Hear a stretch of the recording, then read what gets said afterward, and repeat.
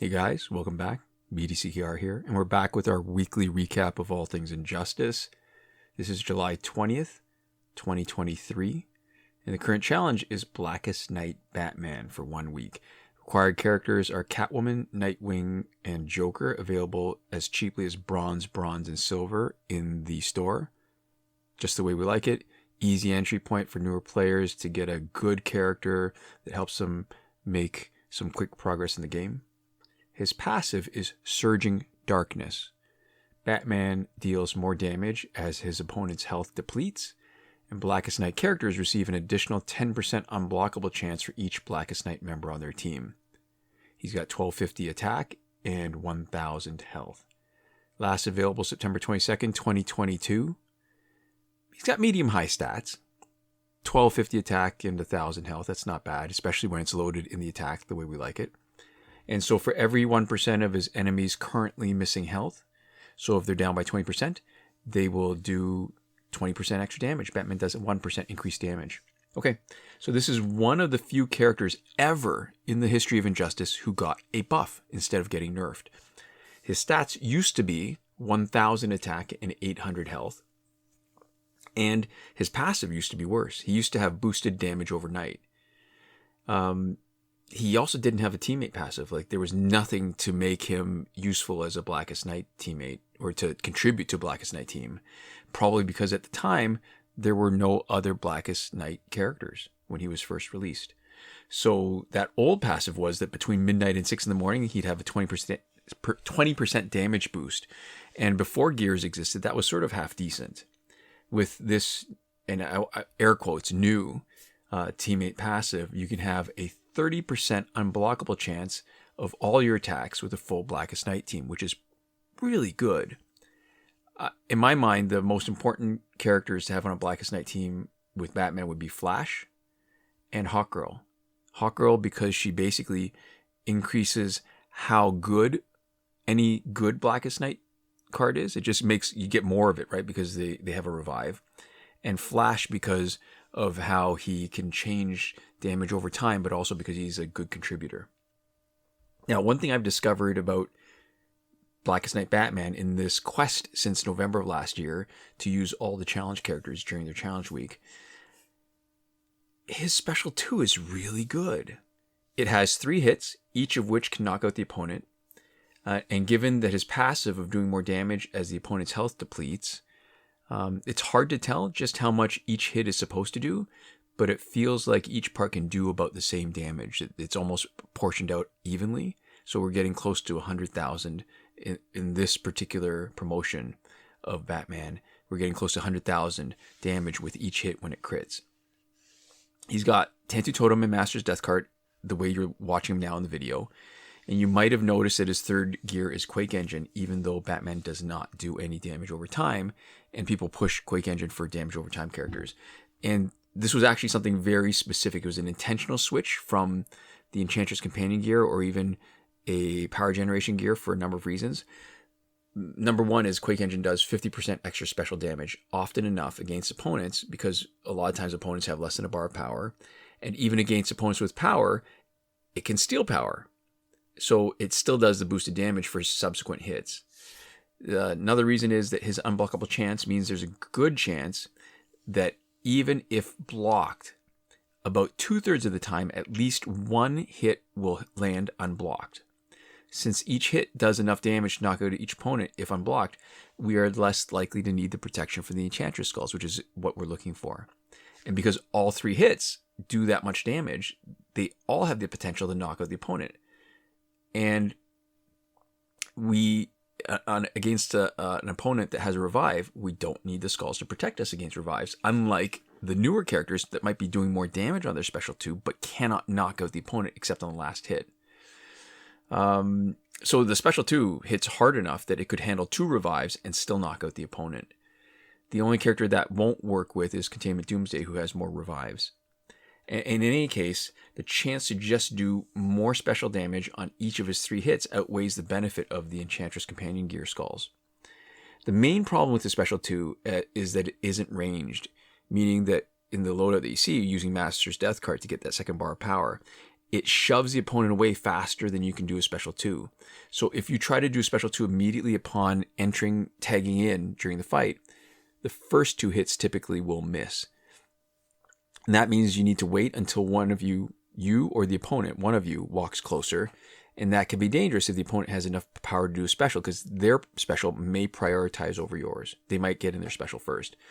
In the current team that you're watching, of Blackest Night, Hawkgirl, Flash, and Batman, that means Flash should be the one who eats the special if you're trying to be careful and not take risks. Flash has the largest potential health pool because of his passive, so that on revives he gets full health back instead of whatever percent is defined by the passive or the gear. So it costs him less of his total health pool to block a special. Now, you could gear one of them to be a tank, but I feel like there's not enough benefit here on a team with Hawkgirl where everybody has revives. Hawkgirl has the healing that already makes her a little bit more tanky, and Flash's passive makes the entire team more tanky if they get lucky and face a team that does some damage over time that heals them. What we need to do when gearing this team is give them more offensive output. And it's probably worth mentioning when you play with this team, and I'm going to dig around for the footage to find it, but if this doesn't happen to you, fight with Arkham Knight Catwoman as an opponent, but if you're ever in doubt about who does the best damage over time, you can see it when you're playing with this team and fighting against the damage over time team. I have never had as much health and power generation as I did when Arkham Knight Catwoman did a special 2 against this team. And partly might have been that she was geared, but I think it's important to sort of pay attention a little bit when you're deciding who you're going to use offensively to take into account your experience fighting against the team. Yeah, but Blackest Night Batman, been a bit of a revelation. He's better than I expected. And that was because we were forcing ourselves to play with him. So that is 164 weeks of a repeating pattern that first appeared May 2020.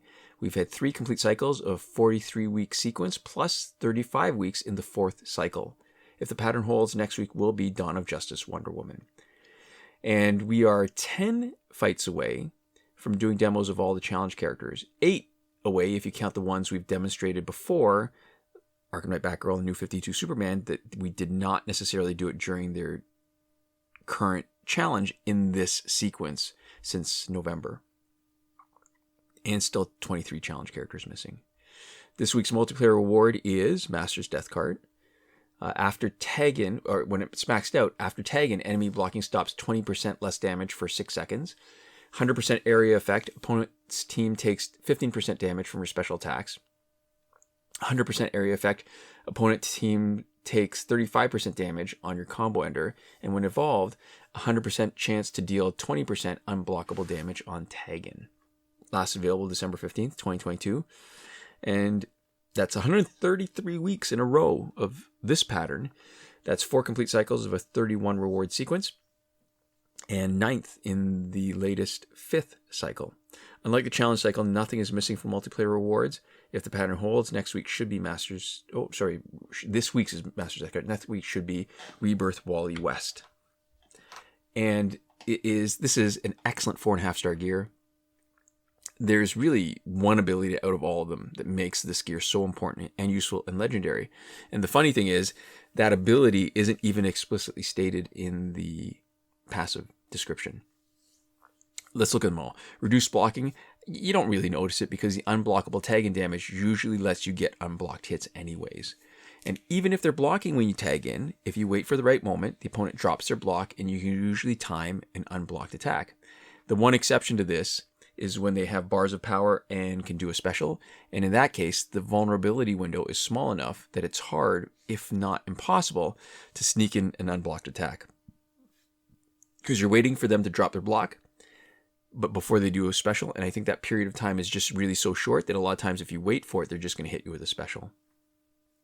The area effect on specials isn't as good either, because you look at other things that have splash damage, like Fourth World Mace or League of Assassins Knives, all that splash damage happens once. With Master's Death Card, it just ticks off a little bit of time like damage over time. So if you knock someone out and the teammate tags in, that teammate that tags in isn't taking any more splash damage. So the unblockable damage of 20% is decent.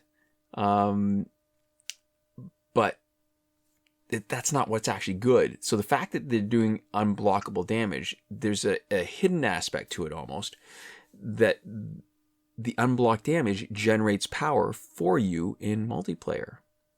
It's great in multiplayer, not so great in offline play. In multiplayer, you get more power by hitting. So, Master's Death card, lots of power. In offline, your opponent generates more power by getting hit. So, they get more power in offline.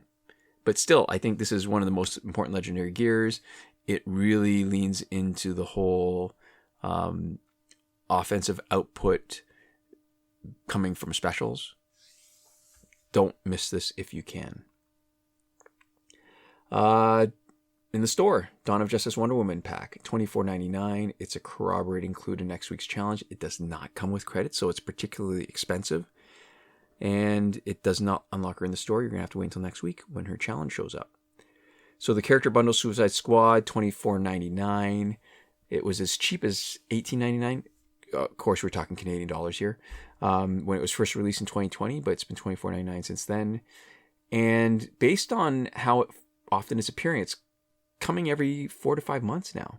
So it looks like there's sort of a mini cycle of Suicide Squad character bundle pack. There's Suicide Squad Harley Quinn, Suicide Squad Joker, 2 random gears out of 5, 2 signature gears, which are 35% each, and the other 3 are Suicide Squad companion gears, which normally you would have to do Survivor to get, but they're much lower likelihood, only 10% each. Red Sun Pack 2 is here for its second week. We talked about it a lot last week. And what else? A few other packs that have been around for way more than a year, almost 2 years for some of them. So we won't go over that. And Phantom Zone is finished.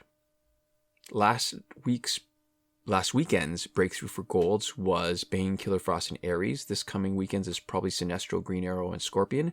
Link in the description to a thread in the Injustice Mobile subreddit from Devlin16 that goes over the complete breakthrough cycle. Oh, Fight 62 is still broken. And as far as the current glitches go, we go into way more detail every time something significant changes, which did not happen this week. Even if nothing changes, we still do a more detailed review once a month, the first week of every month. And most recently, that was our recap from July the 6th, a couple weeks ago. And if you don't like waiting for the update in our weekly recap, there's a video tutorial for every working glitch in our playlist Current Glitches linked in the description of this video in the eye in the top right corner. And we update that as soon as we have information about any glitches that change or stop working or are new. Only thing worth mentioning every week, though, is that the challenge reset glitch has been confirmed to be working on this week's Blackest Night Batman challenge. And that's it.